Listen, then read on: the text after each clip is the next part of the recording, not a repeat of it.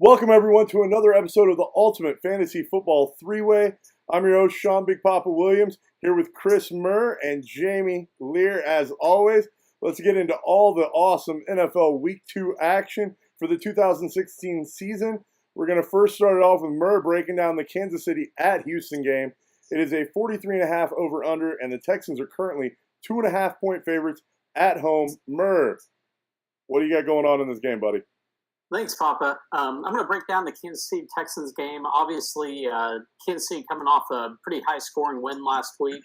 Going into this, if we want to break it down, really look at both these teams. Their defenses underperformed in the week one. Neither really could stop anyone through the air. So just looking mainly at Kansas City, quarterback Alex Smith had a really good week. He's 6,300 this week. He's coming off a 32-pointer. He's definitely in play against the Texans. As far as running backs go, obviously Jamal Charles may not play. I wouldn't touch him. I don't even know how much he is. Spencer Ware, 6,100, coming off a 35-point week where he just did damage through the air, is definitely in play. Now, I do want to point out that he is questionable due to a toe injury, but it's that new the way they're listing him in the NFL. I think that he'll probably play and be fine. Just keep an eye on the injury report. If he doesn't go, you get to bounce down to West at 3,500. So that actually may be a good thing if it happens that way, not for Chiefs fans. As far as wide receivers go, Macklin at 6,300 is really about all that would be in play for the Chiefs. I do like Macklin a lot at that point. At 6,300, he's kind of the bottom tier, the number ones, and against a Texans team in what should be kind of a shootout, he's not a bad play at all. Kelsey at $5,000 is really your kind of classic boomer bust tight end. Travis Kelsey, as a Chiefs fan, as someone that's watched him pretty consistently, you don't know if you're going to get a 12 or a 40, and a couple times a year he's going to put up that 40. A couple times a year he's going to probably put up a 1 or a 2. And at $5,000, I like more consistency out of it. I probably won't go there just because I bounce down to some people that are a little cheaper. On the Texans side of this thing, I'm looking more 100 again. He's only 200 cheaper than Alex Smith. He is coming off a 17-point week last week, and I think you could do worse than to play him.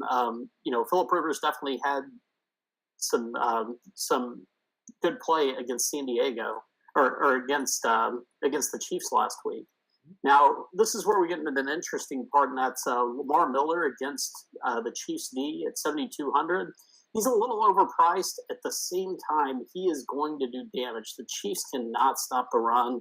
They look like garbage all preseason trying to stop the run. And I'm wholly convinced if San Diego had just kept running the ball last week, they would have won that game. Hopkins, or at wide receiver, we have Hopkins. He's the fourth most expensive wide receiver at 8,700. I think he'll have a monster game against the Chiefs. He has done damage against Marcus Peters in previous years, so I think it'll be just fine.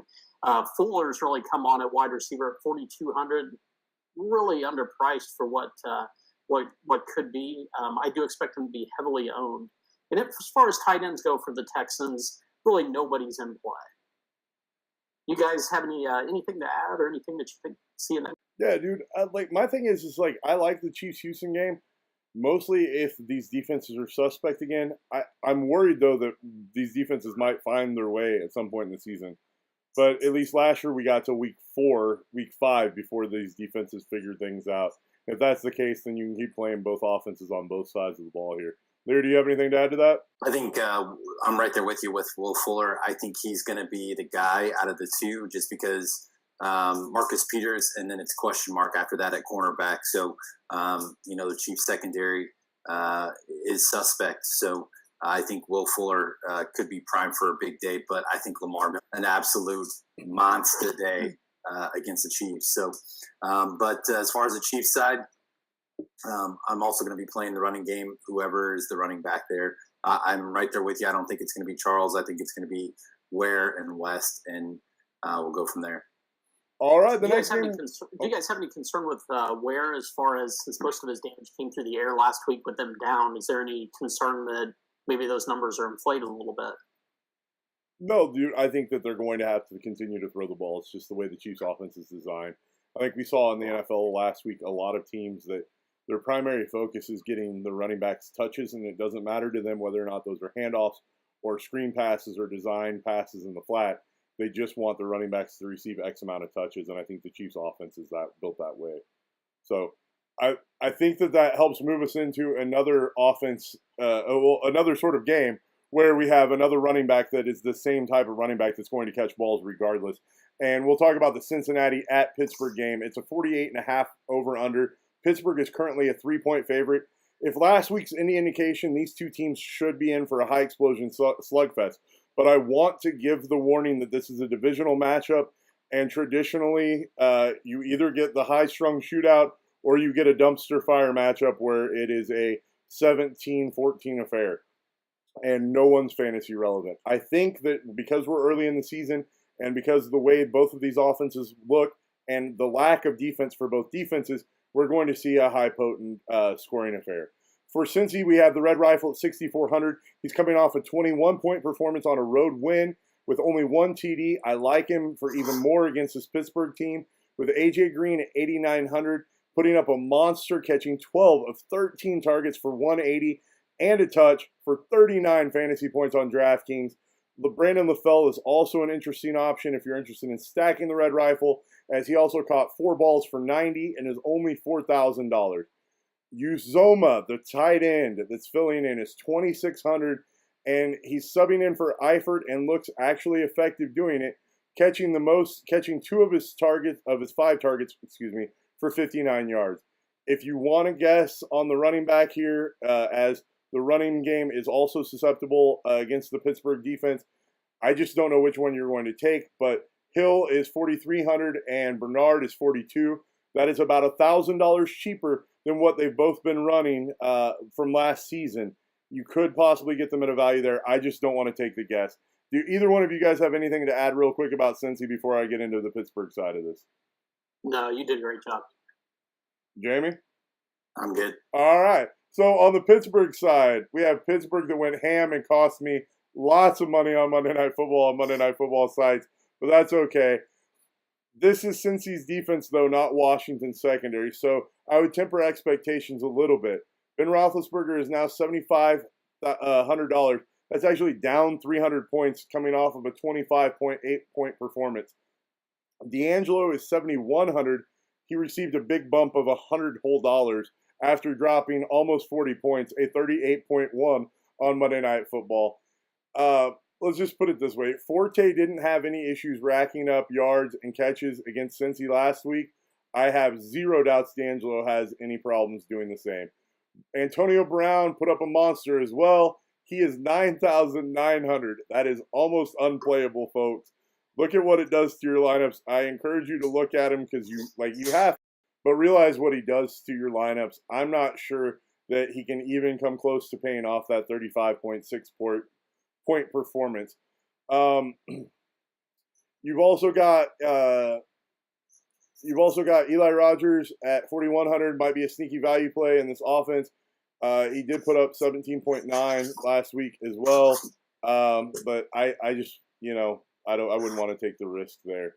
Anybody have anything to add to the game flow here or to Pittsburgh's side of this game equation? Murr? Start with Liehr first.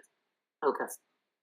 I think it's going to be a high-scoring affair, especially with these two, rivalry. This rivalry between the two cities here, specifically with them both coming off of really high productive games last week.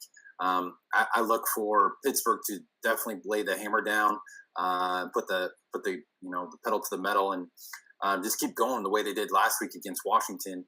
And Cincinnati, they're going to have to, play from behind, in my opinion, and they're just going to be throwing the ball. So I think, as most times when these two teams match up with each other, it's going to be a high-scoring game.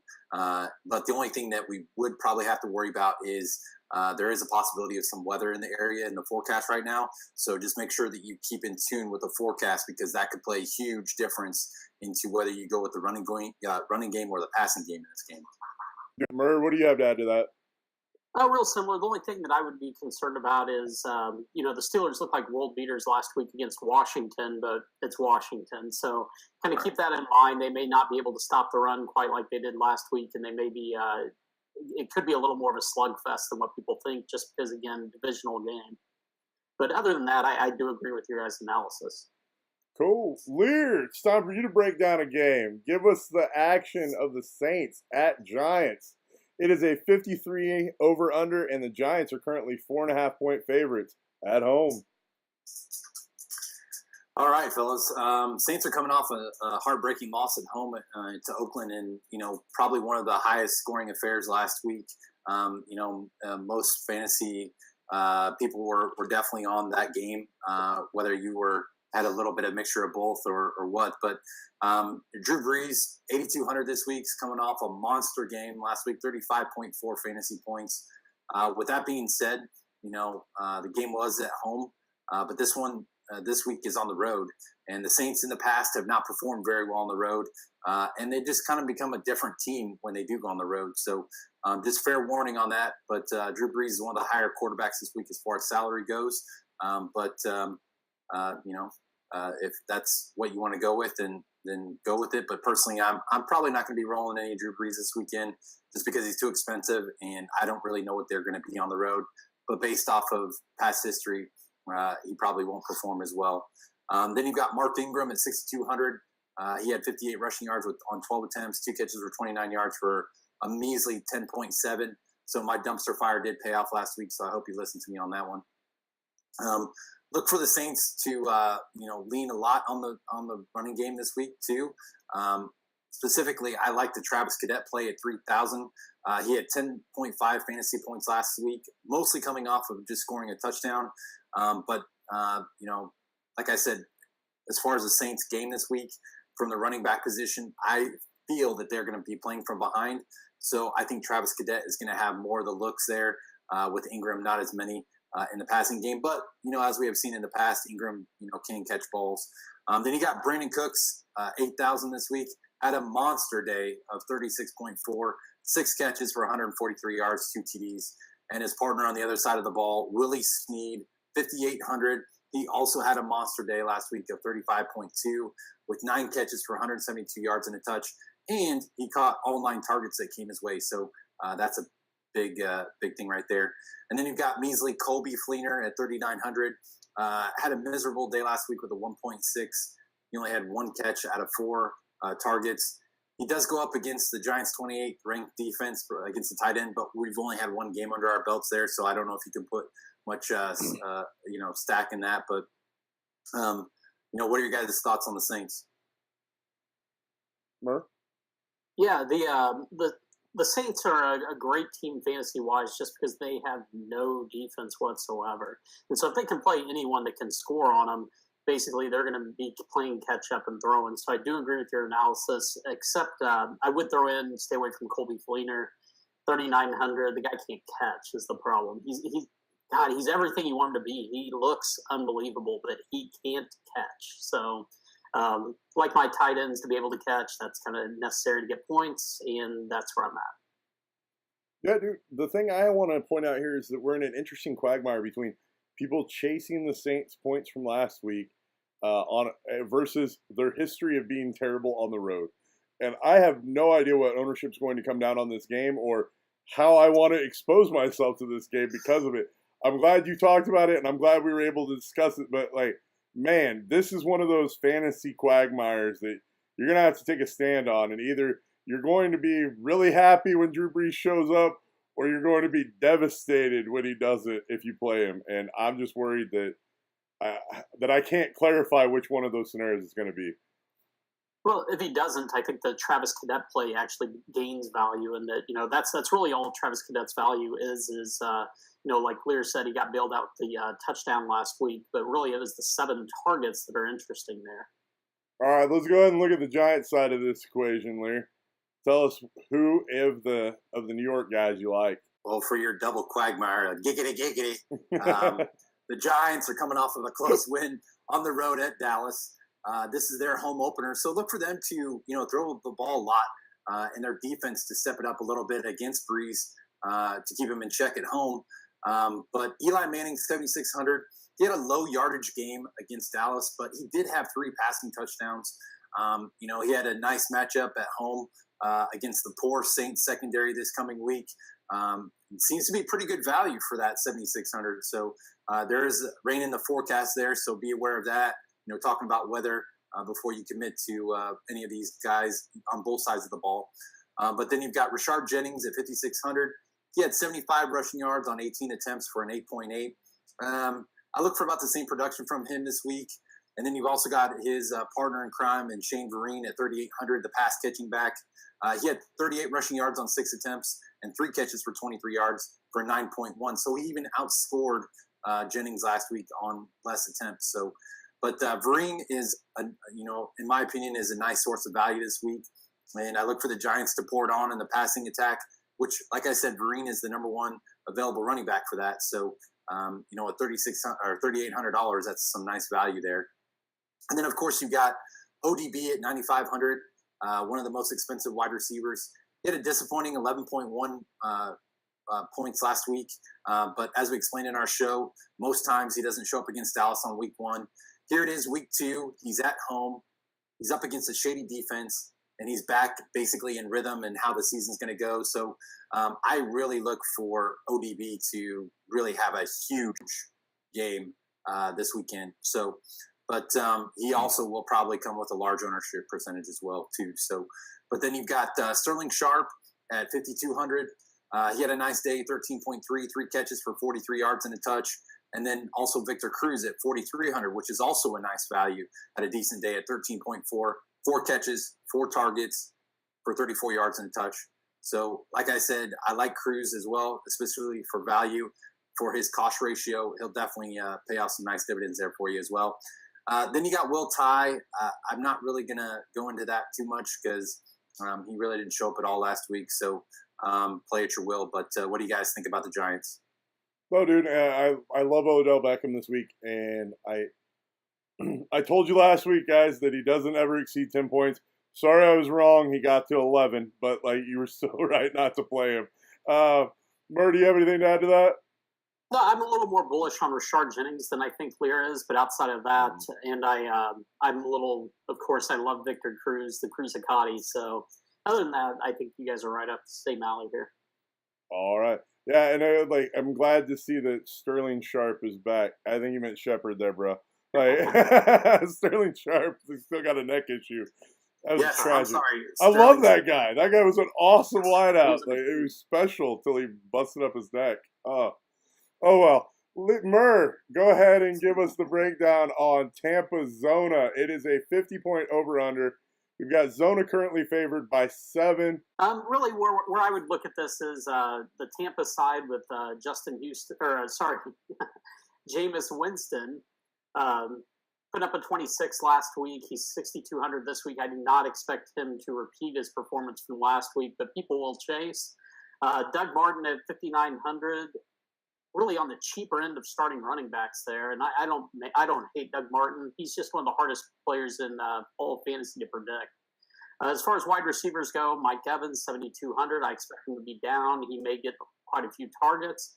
There are other wideouts. You're looking at Vincent Jackson at $4,000 who underperformed, and also Humphreys at 3,100 had a really nice day. He came off 7.1, which isn't great, but if he can gain a few more targets and Vincent Jackson can be de-emphasized, that may be something. Austin Severus-Jenkins, after a pretty bad offseason, put up a 10 last week. It's right in line with most of the other tight ends. The difference is Severus-Jenkins does have top-end potential. And at 2,900, he's pretty hard to pass up. What do you guys think? Dude, honestly, I like where your head's at here. As I was cleaning my glasses, sorry. it happens. No, I don't quite know what to make of this Tampa Bay offense. I want to think that they're gung-ho and that this is Winston's coming out party and that this is just going to be dispersal everywhere. But I don't know that that's the case because we've only got a 1-week sample size this year. And, it's a sexy game to play, and I understand why you and why a lot of people feel the need to be on it. I just don't know. Liehr, you got any thoughts on it?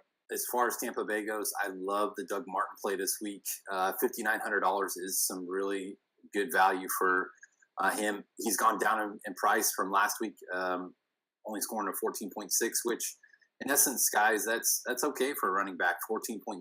But your expectations for Dougie Fresh is to at least score 20. And I definitely think going up against Arizona's defense, specifically on that turf as well, I think he's got a great shot at getting 20, even higher. And I don't know if a lot of people will be on him because it is the afternoon game, and more people, as far as fantasy goes, tend to lean towards more of the noon games and less on the afternoon games. And now the way the DraftKings has everything set up, it's Sunday only. It's no more Monday night games. So I think he may get overlooked a little bit here, but I see Doug Martin having a pretty nice game this weekend. Just really quick, you guys aren't worried that Sims is going to cut into his workload at all?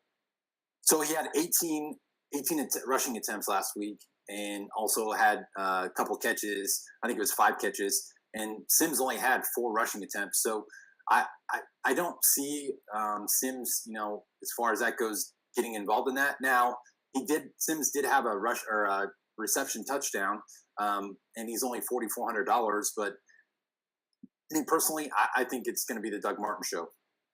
Cool. Yeah, I kind of align on that side as well. Well, go ahead and give us the Arizona side of it, too, since you're in agreement. The Arizona side is it's all good.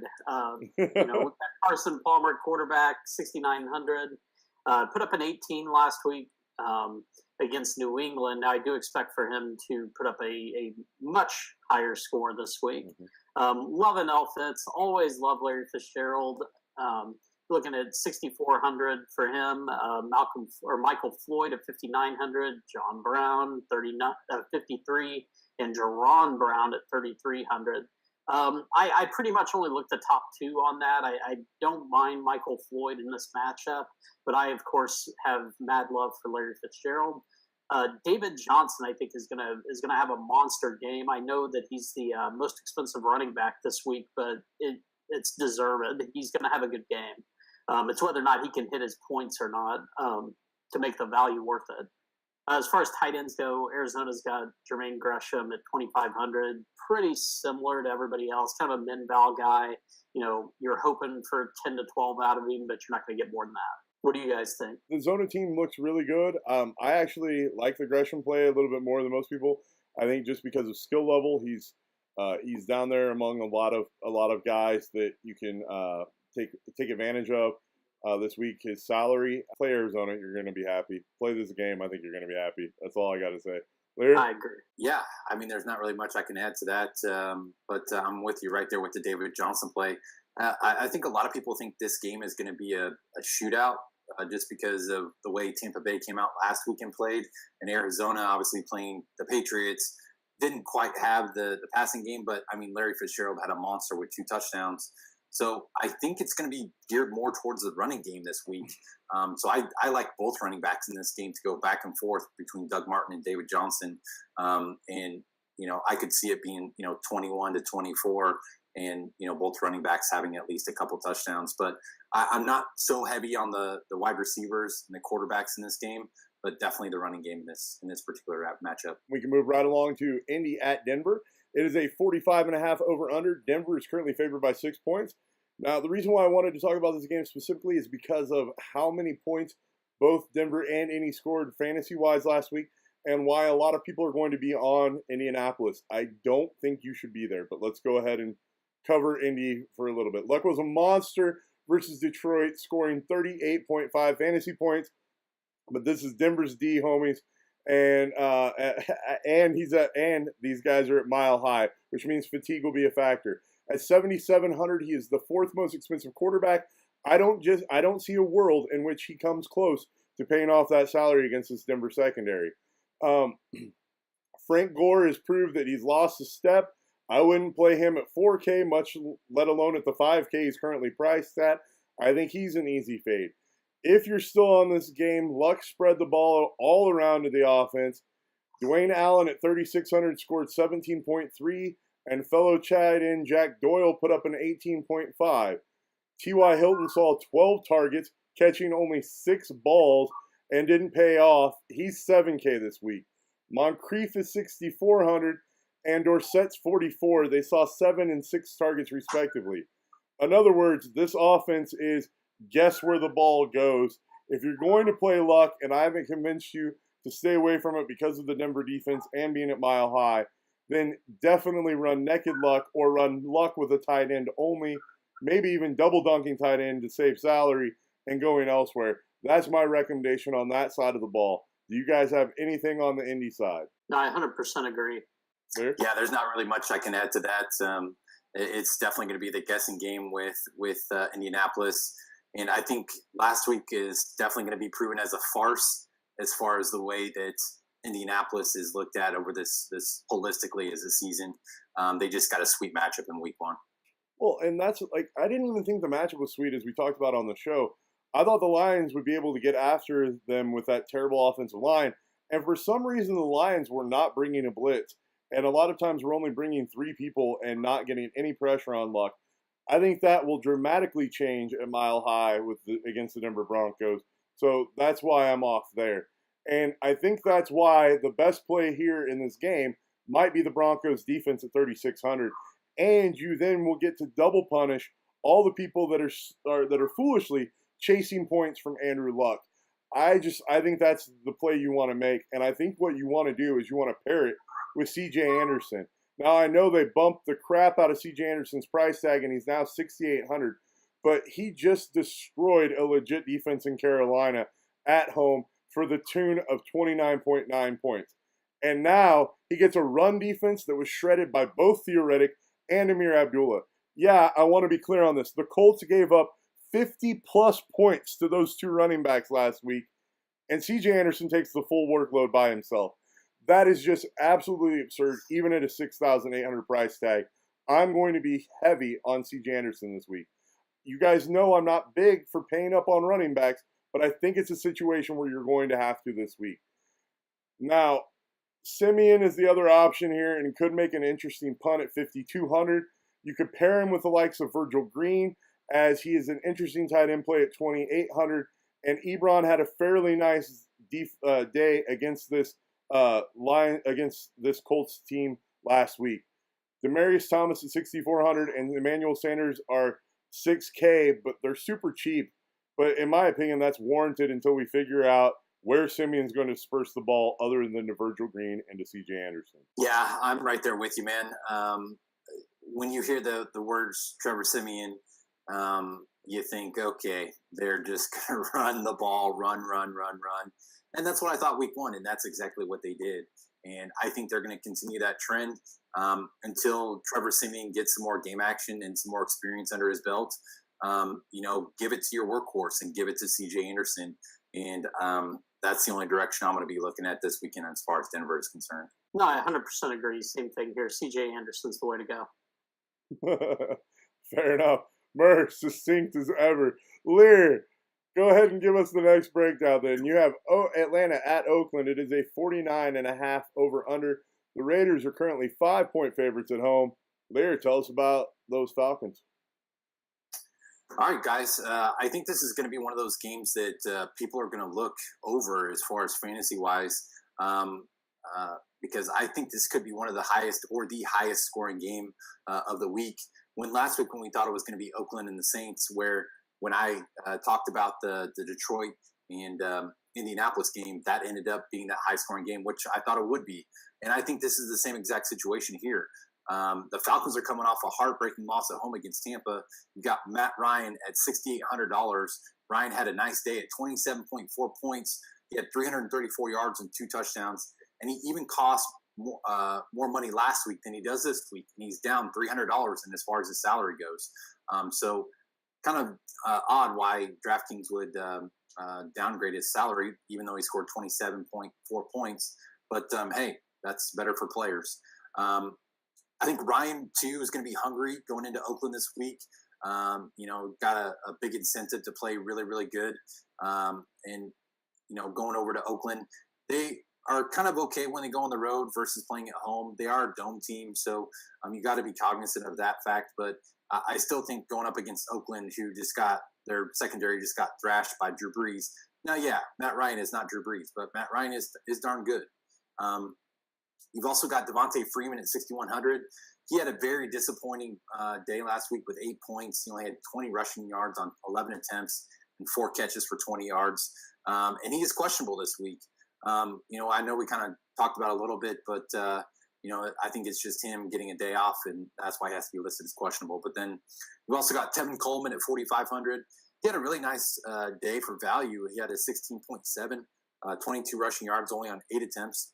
He had 5 catches for 95 yards, so almost 100 yards receiving. I think, look for him to keep that up this week, especially if Freeman's out. You should be all over the Coleman play. Julio Jones, 9,200. He had a tough day for his salary, just like ODB did last week. He had a 16.6. He only had 4 catches for 66 yards and a touch. But look for him to have a big day on Sunday. Also, Mohamed Sanu, 5,500. He had a really nice first day being in an Atlanta jersey. He had 21 points on 5 catches for 80 yards and a touch. He should also have a nice game this week because look for Oakland to concentrate on the Julio, Matt Ryan combo and leaving Mohamed Sanu out there. And let's be honest, people, Mohamed Sanu is filling that Roddy White role that Roddy White couldn't fill anymore. And we all know how a lot of people used to be on Roddy White. So Mohamed Sanu here, I think, is going to be really up there as far as his salary and, people playing him all the time. And then as far as the tight end position, you got Jacob Tamme. He's 2,900. He had a decent day, 11.1 points, 6 catches for 51 yards on 8 targets. So 8 targets for Jacob Tamme, kind of almost Tony Gonzalez-esque targets there. But he also will be a sneaky play this coming weekend. What do you guys think about Atlanta? Yeah, it's very similar to what you said. I think all Atlanta players are in play. Mohamed Sanu is really kind of an Eric Decker-like guy, and that he's going to get pretty regularly 6 to 8 targets and, put up 80 yards and touch. I like where your head's at. I don't mind. I'm not quite as high on Jacob Tamme just because of the Oakland linebackers are a little bit better than what Tampa Bay had, but that's kind of where I'm at. I loved where your head was at on Atlanta, and I kind of said this last week, so I'll just abbreviate it here. I'm worried that we're going to get one of these weeks that Raiders defense is going to man up, and you are going to have the Khalil Mack show, and he's going to just own a game and cause an interception for a touchdown, a fumble for a touchdown, and like 6 sacks. We saw it last year. Is this the game? Because the Falcons' offensive line looks utterly terrible, and that was a lot of their problem with the run game last week. I'm not sure that this isn't a Khalil Mack week, in which case you don't want to be on any of the Falcons. But once again, if Khalil Mack isn't the focal point and Sean Smith does not show up at corner, they will get eviscerated by the Falcons just like they did the Saints. But anything's possible, especially with Khalil Mack on the field. That's just what I wanted to say there. Liehr, go ahead and give us the Raiders side of the breakdown. As far as the Oakland Raiders, they're coming off that nice road victory there at New Orleans, where they had to keep up with that high-powered Saints offense. But Derek Carr, 7,200 this week. He had 25.4 points with 319 yards and a touch.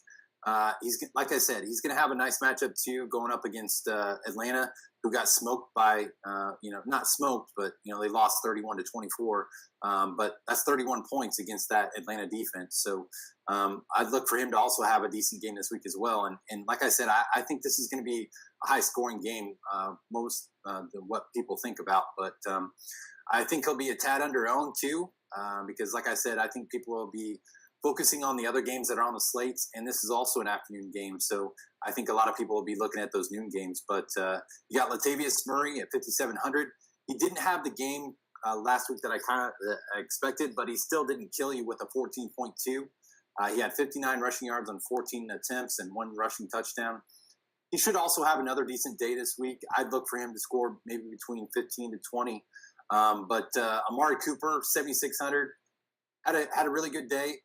6 catches for 137 yards on 11 attempts. Didn't see pay dirt, but I look for that to change this weekend. And then you've got Michael Crabtree at 6,100. He had a pretty good day at 17.7. He had 7 catches for 87 yards on 9 targets. And Crabtree could see a lot more targets this week as the Falcons will probably do the same thing as they're going to be doing on Julio Jones. They're going to be doing the same thing on Cooper. So look for Crabtree to be that second wide receiver option.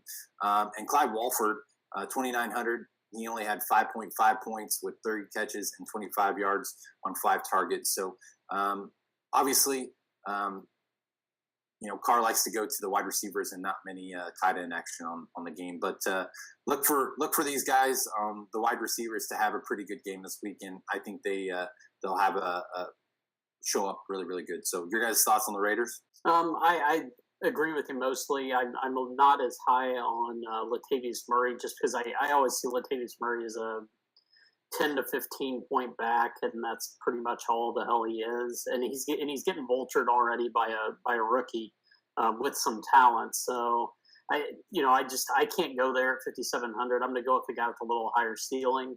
But outside of that, I agree with you. Amari Cooper, Carr is in play. Pretty much most of the team is in play.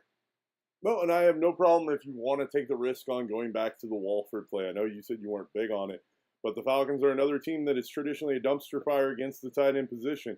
Now, I know the Saints are, and we didn't get that production out of them last week, but maybe we'll get it this week, and maybe you can go back to the well and try it for value this week. I think you could do much worse than trying to make that value play. So, with that said, I think that wraps up the intensive breakdowns. We'll do the quick hits, which is covering the rest of the games that we haven't covered yet. The first is Tennessee at Detroit. It's a 47.5 over/under. The Lions are favorites by 6 points. What do we like in this game, guys? Murr. I'm going to cover a few players that I like later on, so I'm going to pass on most of that now. Tennessee did have a good game last week, but it was against a team that didn't really have a quarterback, so I don't know what to expect here. If Tennessee shows up and Mariota could get his against Detroit, you may be looking at something. Yeah, I look for Detroit to basically stomp all over Tennessee this weekend. I know that Minnesota was more, their defense played a factor in them winning the game versus Tennessee, but also Tennessee had a part in playing in that. Mariota had a horrible game, so look for them to try to come back. But I think Detroit, especially with Abdullah and Theo Riddick, I think they're going to concentrate on the running aspect this weekend, and just a little bit of passing in there too. But I think Detroit's just going to run it down Tennessee's throat this weekend. So I'd be all over the two running backs, Abdullah and Theo Riddick. Yeah, they're both way too cheap, and I really love Delaney Walker on the other side, as Detroit got eviscerated by the tight ends last week from Indy. So the next game is Miami at New England. It's a 41.5 over/under. The Patriots are currently favored by 6.5 points. I'll go ahead and start this one off with Miami looking better than they should have against a terrible. I mean, that game was just awful. Seattle-Miami last weekend. It was almost unwatchable. Yeah, that's how bad that game was. And New England surprised everyone, traveling cross-country and shocking the cut play this game. I don't know what you want running back-wise out of New England. I don't know what you want pass-catching-wise. We don't know if Gronk's on the field. The Dolphins are a dumpster fire all around. Like, do you want any piece of that? Like, this game has fade written all over it for me. Do you guys have any different opinions? Murr? This game doesn't exist in my mind.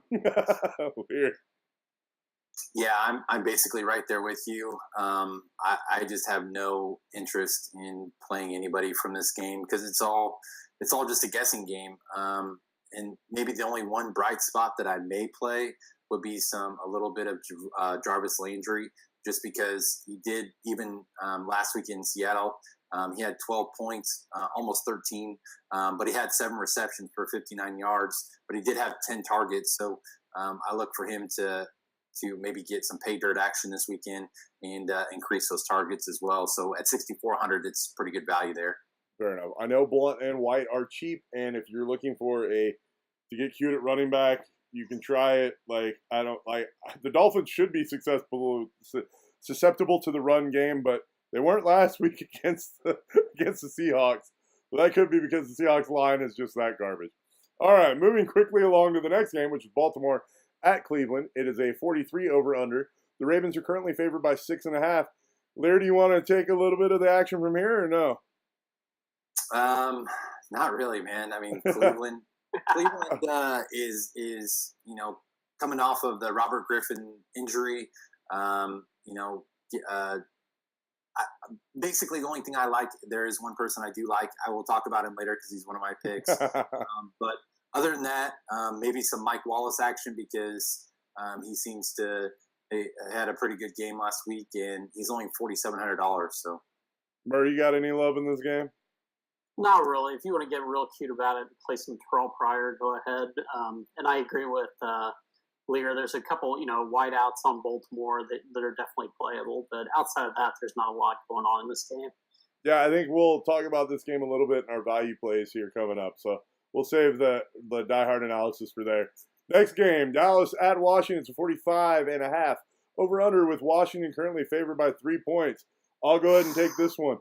I don't want any piece of this game either.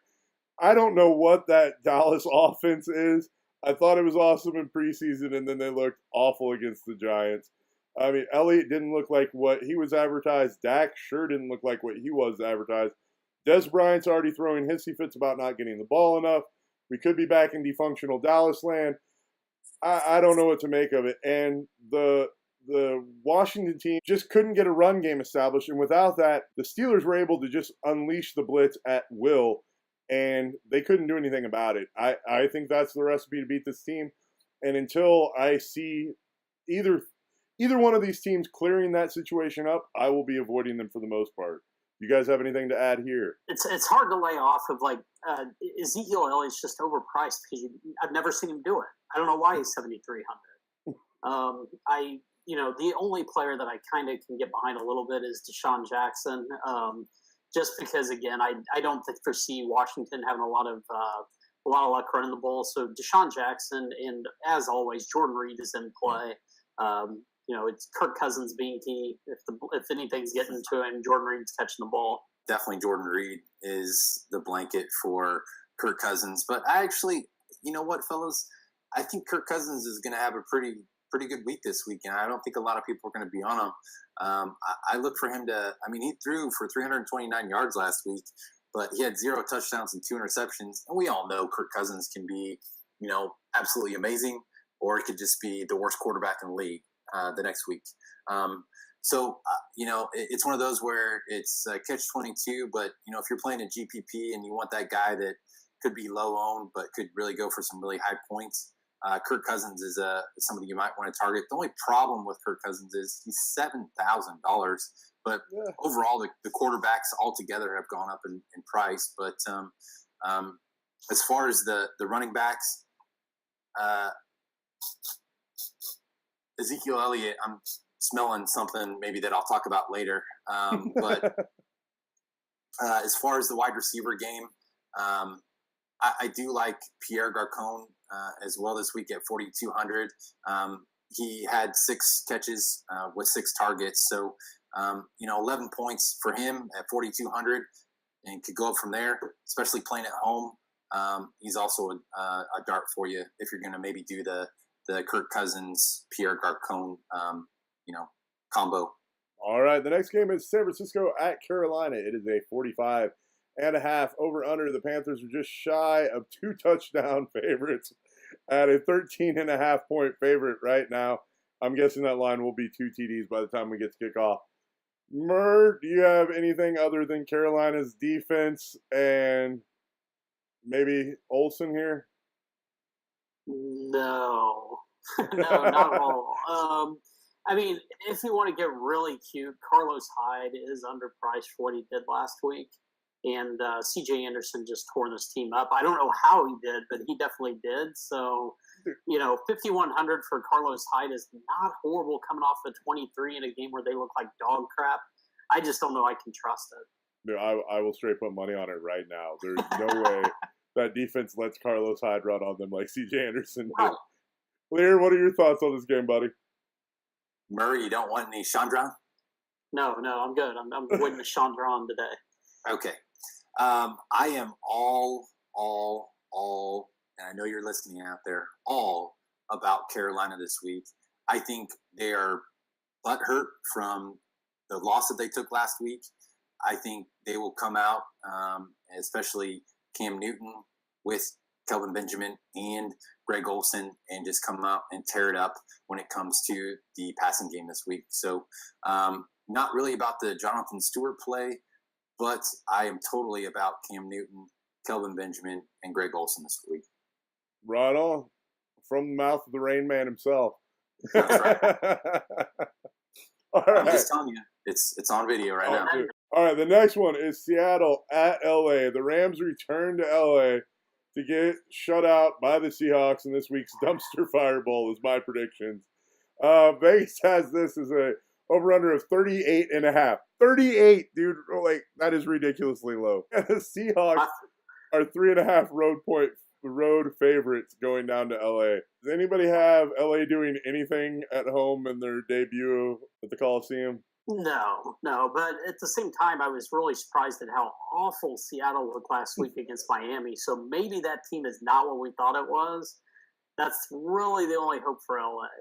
I'm not sure that both defenses don't score multiple touchdowns in this game as bad as both offenses looked last week. That is frightening to me. Lear, do you have anything to add to this? I'm definitely concerned about Todd Gurley. This is a guy coming into the season that there was a lot of high hopes and expectations for him. And granted, I mean, it's only 1 week, but at $7,500, I'd love to say, play Todd Gurley. But one, it's against Seattle, and two, he's just too expensive. And we just don't know what the Rams are going to be yet, really. I mean, obviously, they're not going to be very good. I'm anticipating. But Seattle, with Russell Wilson getting that injury, being questionable this week, I look for them to really rely on the running game this weekend. So, the news came out that Thomas Rawls is going to be the starter. So look for them to rely heavily on Thomas Rawls and Christine Michael, specifically too, with the Rams being ranked 26th and getting run over by Carlos Hyde last week. So I would look for the Seattle running game to play a key part into this weekend. Yeah, I did not have that game going the way it went at all. Like that Rams-Niners game at all. So that, let's just move along to the Jacksonville at San Diego game. San Diego's without their stud wide receiver. It is a 48 over-under. Chargers are 3-point favorites in this game.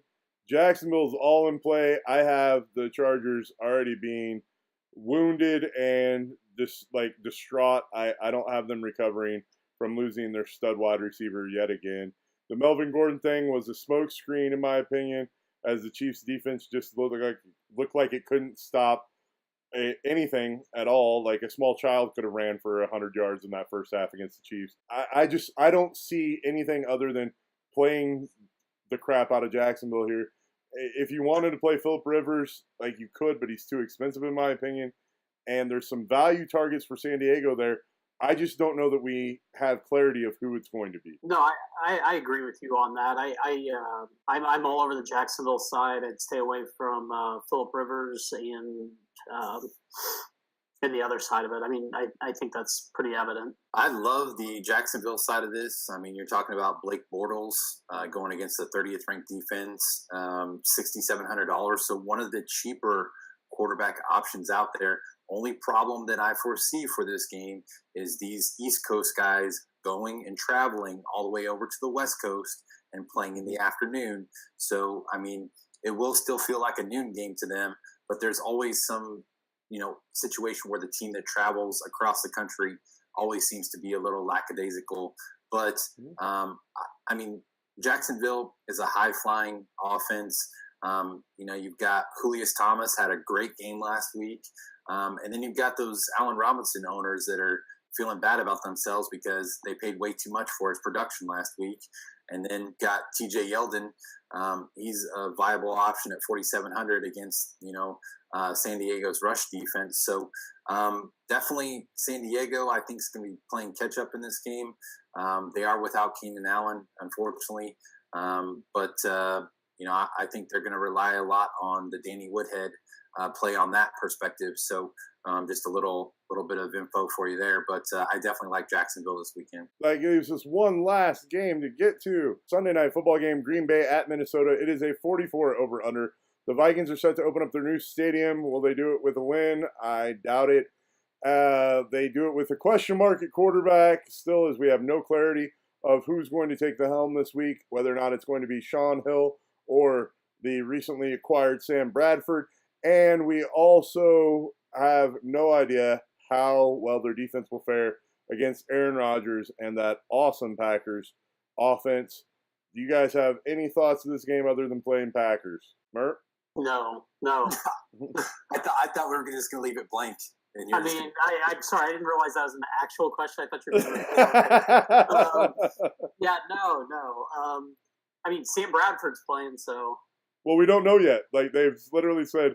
He's taken every snap and starter in practice, so I think he's playing. It's just, yeah, so, I mean, you may get him for a quarter until he gets broke. No, absolutely not. Larry, you have anything to add here? Or we just moving on? I mean, it's just one of those where we probably should just move on. But, I mean, just stack yourself up on some Green Bay because they're going to have their will with the Vikings this weekend. And, I definitely would say Aaron Rodgers, he's a little bit expensive, but, he's going to get his. And then you got to decide between the Jordy Nelson, Randall Cobb, throw Devontae Adams out of there. That was just a fluke last week. But Stephon Diggs, even $5,100, he's kind of an option because he had a nice week for value for him. He had 20 points, 7 catches on 9 targets for over 100 yards. So even though he's playing with no quarterback, he's always that's what I'm saying. No quarterback. Stephon Diggs is always an option there for value. Leave it to Liehr. I don't have anything to add, but let me talk. But I will talk. All right, guys. Now it's time for our pick part of this show, where we're going to start off with a sneaky value play. Murr, who do you got for us sneaky value-wise this week? Mine is Tarjay Sharp from Tennessee, number 1 wideout at 4,100. It's purely because he's a number 1. It's purely because he had 11 targets last week, and it's purely because he's 4,100. A number 1 target at 4,100. It's unheard of. Pick him up. Love it. My play for value is Steve Smith at 43. He underwhelmed last week with a 6.9, but was targeted 9 times. He is still Flacco's favorite target and still the number 1 in that offense. I would play him this week. I think you're going to get great value on him. Liehr, who's your sneaky value guy? I'm going to be rolling with, we kind of talked about him just a little bit, but going to be going with Theo Rick from Detroit, running back. He's only 4,300 this week. He had 7 rushing attempts for 45 yards and a touch, 5 catches for 63 yards and a touch. I think Detroit's really going to lean on this running game this weekend, and it's going to be kind of the same play with Abdullah and Theo Riddick going back and forth. And Theo Riddick is the cheaper option of the two. And I definitely am going to be all about the Theo this weekend. Cool. Sounds good. I agree with that as value play as well. Murr, who do you think we should pay up for this week? My pay up for production player is Amari Cooper. The reason is really he had a great week last week against the Saints. I expect that game to be a shootout. I know we already covered it. Amari Cooper at 7,600. I definitely am really big on him. I think he's a good player to throw in there. Yeah, I love his salary, and a guy I'm paying up for this week is AJ Green at 8,900. I know I've already broke down this game, so I'm not going to go super deep into it. AJ Green is just on fire, tons of targets. He's going to have his way with this terrible Pittsburgh secondary. I think no matter what game flow is, you're going to get at least a 20 out of him. That's a guy I want to pay up for this week. Jamie, who are you paying up for production, buddy? I'm actually going to go away from the wide receivers, boys, and pick a different type of wide receiver. But I'm going to be rolling with Greg Olsen of Carolina. Reason I know people will say, well, that's not paying up for production. But technically in the type of tight end position, it is. He's $5,600. But I look for Greg Olsen to have a monster game on Sunday. He had 14.3 points last week on 9 targets and 7 catches. But throw in a touchdown in there, boys, and maybe another junk touchdown and another reception. I mean, he has a monster day, which he's going to be capable of that going against San Francisco. I know that on the board they've got a red 6 next to him, but don't look at that. Completely ignore it. And I think Greg Olsen is going to be the tight end to own on Sunday. Yeah, and I actually agree that that's paying up because a lot of people we saw week one use tight end as their punt to save a lot of money. So, Murr, who do you got that's over-owned this week, buddy? My over-own this week is Travis Benjamin, wide receiver for San Diego. Hit 4,400 and as a number one. Again, I think he will be heavily owned. He was targeted 8 times last week, and that was including with Keenan Allen having a pretty good half before he went down. So I do think Travis Benjamin at 4,400 and as a number one wide receiver will be heavily owned.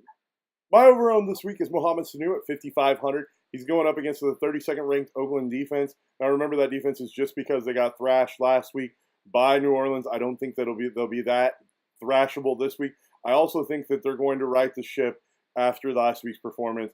The ownership percentage, even at his discounted price tag, is not something you want for a receiver that's that sketch. And that's why I'm off of him this week. Liehr, who's your guy to be over-owned this week? My over-owned guy is D'Angelo Williams. Reason why I'm rolling with D'Angelo is because, one, he's going to have a huge game again. But two, people didn't get the chance to play him last week because he was on the Monday night slate. So I think people are going to look at, one, his production, and two, the opportunity they get to take him this week, which I think is going to shoot his ownership percentage way out the sky. Now, does that mean you still want to own him? You don't care about his ownership percentage, or you're wanting to fade him at the risk that he doesn't perform? Oh, I'm going to own him all day because he's going to produce points. So you got to have the points to make the money. Fair enough. Well, if you're listening to Liehr and wanting to play that guy that's going to be over-owned, you're going to need to complement him with somebody that's over-owned that's going to have a good day. Murr, who's your guy that's under-owned this week, bud? My under-owned this week is going to be DeAndre Hopkins. The reason for that is his price point's really odd. He's coming off kind of a disappointing game last week. He's 8,700. He's going up against the Chiefs D. Now, no individual wide receiver destroyed the Chiefs, but that was just because Keenan Allen got hurt. I think people will avoid paying $8,700 for DeAndre Hopkins. They'll elect to pay up for AJ Green or down for Cooks. It's going to be DeAndre Hopkins. Yeah, no, I think he could very well be under-owned. The guy I have for you this week is Allen Robinson at 7,800. He let people down, as Liehr told you earlier, with that 13.2, but don't jump off this ship. He saw 13 targets last week. He's still clearly Brodal's favorite. He may put up a monster. He's always capable of it. We know we rode him to fantasy gold last year. Play him at San Diego. You will be happy. I am convinced. Liehr, who do you have to be under-owned this week, buddy? I'm going to go with somebody from the dog pound and going to be going with the Dirty Gary Barnidge. A lot of people are going to be off of him because he put up a big fat 0 last week. But due to the RG3 injury, old McCown's getting put back into the starting role, and McCown was had good rapport with Barnidge last year, as obviously a lot of people took their fantasy teams and he went straight to the championships because of the Barnidge play. So I look for Barnidge to have a really, really good game this weekend because McCown is going to be looking for him. And he's only 4,000. Now is everybody's favorite segment, the dumpster fire of the week. I'm smelling something not so fresh. Murr, what's not so fresh that you're smelling this week? That is Des Bryant that you were smelling there. At 8,400 against Washington with a rookie quarterback that looked very much like a rookie. Even against Washington, 8,400 is way too much for Des Bryant, who's already thrown fits. I agree. All right. The awfulness I am smelling is still coming from Minnesota, and it is Adrian Peterson. You couldn't pay me to play him in this matchup. Now, I understand he has some nice history against Green Bay, but they looked so bad. And I'm guessing Green Bay is going to follow the recipe that every team's going to follow until Minnesota can prove them different, which is putting 8 or 9 in the box. Do not pay for AP. It is a tragic mistake if you do. That is some awful smelling foul stuff there. Liehr, what are you smelling that's ranked this week? Well, I am going back to Dallas with Murr, and I'm going to be taking the other part of this key offense, and that's the running back position, and that's Ezekiel Elliott. $7,300 for this rookie who hasn't proven anything in the NFL yet.